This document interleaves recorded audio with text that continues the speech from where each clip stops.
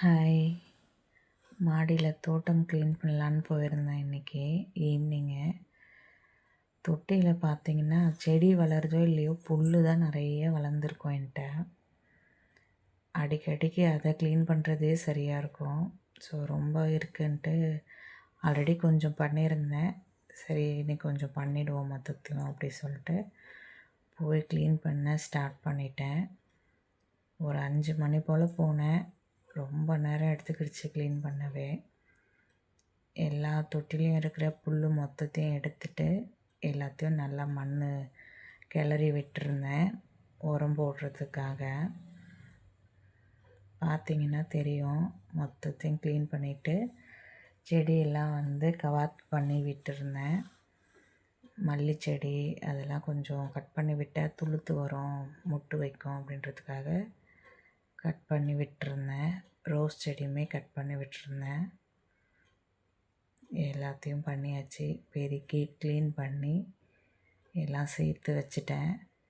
மண் ஈரமாக இருக்குது, அதெல்லாம் காஞ்சதுன்னா அந்த குப்பையில் இருக்கிற மண் தனியாக வந்துடும். அப்புறம் நம்ம தொட்டியில் எடுத்து போட்டுக்கலாம். அதனால் வாரி போடாமல் அப்படியே வச்சுருக்கேன். பாருங்கள், இப்போ தோட்டத்தை க்ளீனாக இருக்குது. மொத்த குப்பையும் இந்த பக்கமும் அந்த பக்கமும் சேர்த்து வச்சுட்டேன். இப்போ பார்க்கவே கார்டன் அழகாக இருக்குது, க்ளீனாக இருக்குது. அதே மாதிரி தொட்டிலையும் புல்லெல்லாம் எடுத்ததுனால தொட்டியுமே வெறும் செடி மட்டும் கரெக்டாக தெரியுது. இப்போ எல்லா செடியுமே நல்லா கட் பண்ணி தேவையில்லாத கிளைகள்லாம் எடுத்துட்டு கரெக்ட் பண்ணி வச்சுட்டேன். பார்த்தாவே தெரியும் க்ளீனாக இருக்கும். இப்போ செடிங்க எல்லாமே முள்ளங்கி, ரோஸ் செடியுமே நிறைய கிளைங்களை கட் பண்ணி விட்டுட்டேன். பாருங்கள் எவ்வளோ வேஸ்டேஜ் அதிலருந்து இருக்குன்னு.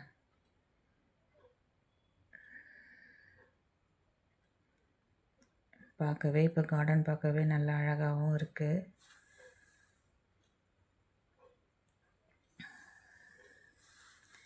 நீட்டாக இருந்தால் தான் கார்டன் பார்க்கவும் கொஞ்சம் ரிலாக்ஸாக இருக்கும். ஏதாச்சும் குப்பையாக இருந்தாவே ஒரு மாதிரி இருக்கும். இப்போ எல்லாத்துக்குமே உரம் கொஞ்சம் கொஞ்சம் போடலாம் அப்படி சொல்லிட்டுன்னு நான் இது வரைக்கும் உரம்லாம் யூஸ் பண்ணதே கிடையாது. இதுதான் ஃபர்ஸ்ட் டைம் போடுறேன். எல்லாத்துக்கும் அதனால் கொஞ்சம் கொஞ்சமாக போட்டு விடலாம் அப்படி சொல்லிட்டுன்னு போட்டுட்டு எல்லா செடிக்குமே மண் கிளறி விட்டுருக்கேன். விட்டுட்டு எல்லாத்துலேயும் கொஞ்சம் கொஞ்சம் ஒரு கை எடுத்து நான்